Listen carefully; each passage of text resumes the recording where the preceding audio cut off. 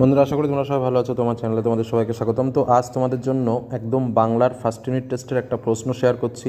প্রশ্নটা স্কুলেরই প্রশ্ন। তোমরা জানো যে অনেকের স্কুলে পরীক্ষা শুরু হয়েছে, আবার অনেক স্কুলে কিন্তু পরীক্ষা খুব তাড়াতাড়ি 2-1 দিনের মধ্যেই শুরু হয়ে যাবে। তো সেরকমই একটা প্রশ্ন তোমাদের সামনে শেয়ার করছি। ইতিপূর্বে তোমাদের জন্য বাংলা থেকে কী কী ইম্পর্ট্যান্ট প্রশ্ন পড়তে হবে, অর্থাৎ কোন কোন সিলেবাস রয়েছে, কোশ্চেন প্যাটার্ন কেমন হবে, গল্প বা কবিতা বা প্রবন্ধ থেকে কোন কোন প্রশ্ন ইম্পর্ট্যান্ট রয়েছে, প্রত্যেকটা বিষয় সম্পর্কে কিন্তু আলোচনা করেছিলাম।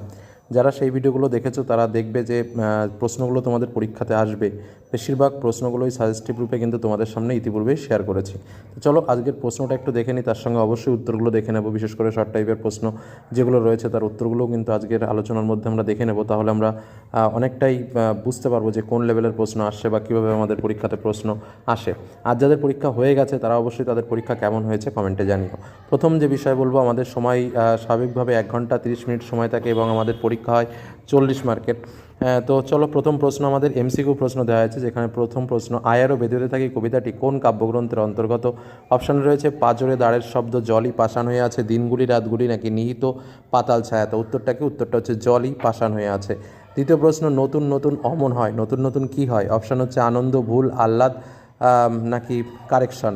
এই যে এই প্রশ্নটা কিন্তু খুবই ইম্পর্ট্যান্ট একটা প্রশ্ন। নতুন নতুন অমন হয়, কি হয়? মানে এই যে ঘটনাটা, এটা কি আনন্দ তো হওয়ার কথাই নয়, ভুল হওয়ারও কথা নয়। এখানে দেখো যে বিষয়টা, সেটা হচ্ছে আহ্লাদ, ঠিক আছে, কিন্তু ঘটনাটা কেন হয়েছিল? ঘটনাটা কারেকশনের জন্য হয়েছিল।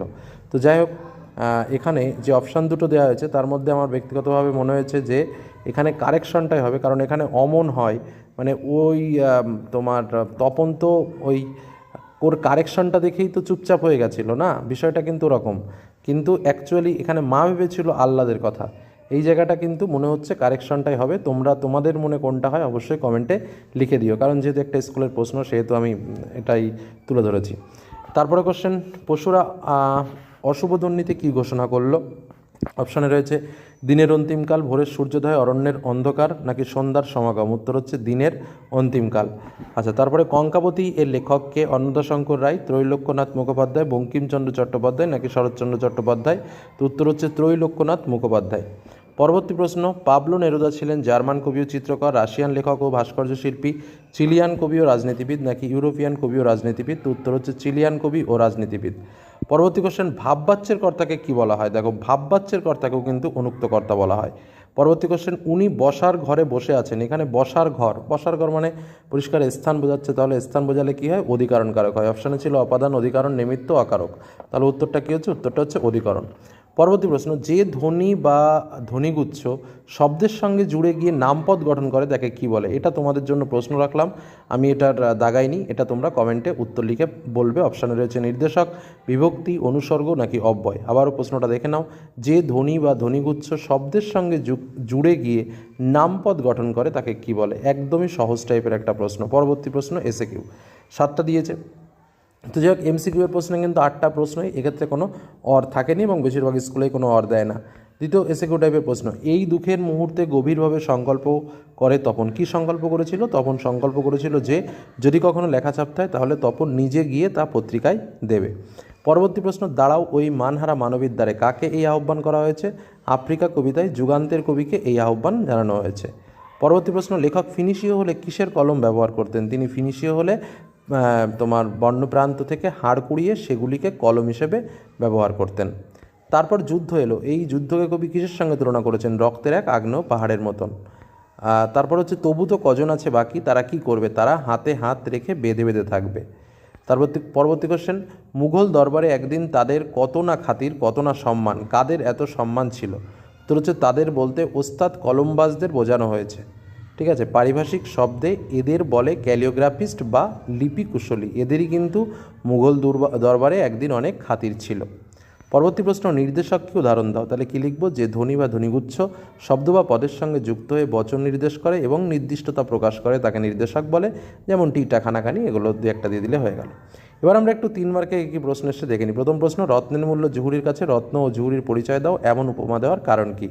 অথবা রয়েছে পৃথিবীতে এমন অলৌকিক ঘটনাও ঘটে, এই ঘটনার প্রতি কী ইঙ্গিত করা হয়েছে, তাকে অলৌকিক বলা হয়েছে কেন? পরবর্তী প্রশ্ন যেটা রয়েছে, আর সেই মেয়েটি আমার অপেক্ষায়, মেয়েটিকে সে অপেক্ষা করে আছে কেন? অথবা আমাদের ইতিহাস নেই, কাদের ইতিহাস নেই, কেন এমন কথা বলা হয়েছে?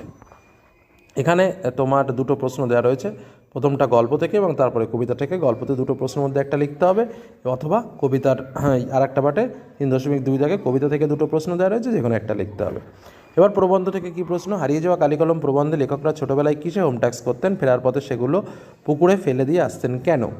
অথবাতে রয়েছে, এই সেদিন পর্যন্ত বিশ্বের জ্ঞানাঞ্জন শলাকা ছিল সর্বার্থেই শলাকা, মন্তব্যটি বিশ্লেষণ করো। রবীন্দ্রনাথ ঠাকুরের চিত্রশিল্পের সূচনা হয়েছিল কেমন করে? একটু অন্যভাবে প্রশ্ন দিয়েছে। আচ্ছা যাই হোক, তারপরে কবিতা থেকে একটা 5 মার্কের প্রশ্ন রয়েছে। কি প্রশ্ন? চিরচিহ্ন দিয়ে গেল তোমার অপমানিত ইতিহাসে, তোমার বলতে কার কথা বলা হয়েছে, কারা কিভাবে তার অপমানিত ইতিহাসে চিরচিহ্ন দিয়ে গেল? ঠিক আছে, মানে তোমার এখানে আচ্ছা দুটো প্রশ্ন লিখতে হবে, মোট সেটা হচ্ছে 4.1 এবং এটা হচ্ছে কমন কোশ্চেন দিয়েছে। বেশ, তারপরে চলে আসো, কোনি থেকে কি দিয়েছে? কম বেশি 150 শব্দ উত্তর দাও। ওর চোখে এখন রাগের বদলে কৌতূহল, কার কথা বলা হয়েছে, তার রাগ এবং কৌতূহলের কারণ লেখো। আরেকটা হচ্ছে কি আবার হবে, ছেড়ে দিলুম, বক্তা এখানে কি ছেড়ে দেওয়ার কথা বলা হয়েছে, এর কারণগুলি কি ছিল? নেক্সট, চলিত গদ্যে বঙ্গ অনুবাদ করো। The world is like a looking glass, if you smiles it smiles, if you frown it frowns back. আচ্ছা, খুব সুন্দর, মানে একটা গ্লাসের মতো, লুকিং গ্লাস, আয়নার মতো দেখতে। যদি তুমি হাসো তাহলে সেও হাসবে, যদি তুমি দুঃখ পাও তাহলে সেও দুঃখ পাবে। If you look at it through a red glass, all seems red. আচ্ছা, মানে তুমি যদি একটু লাল রঙের গ্লাসের দিকে তাকাও, সব কিছুই লাল দেখতে পাবে। And seems red and rosy. হ্যাঁ, আর always try them to look at bright side of the things. বেশ, তো এরকম টাইপসেরই প্রশ্ন আমাদের এসছে, তো একটা প্রশ্ন তোমাদের সামনে শেয়ার করলাম। তো এরকম টাইপের প্রশ্নই পাবে। আর আরেকটা কথা, যে যারা পরীক্ষা হয়নি যাদের, তাদের জন্য এই ভিডিও ডেসক্রিপশন বক্সে একটা লিঙ্ক দিয়ে দেবো, সেই প্রশ্নগুলো অন্তত দেখে যেও, পরীক্ষার আগে খুব কাজে লাগবে। এইটুকু বলে আজকে আলোচনা শেষ করলাম। সকলে ভালো থেকো, সুস্থ থেকো, সাবধানে থেকো। ধন্যবাদ।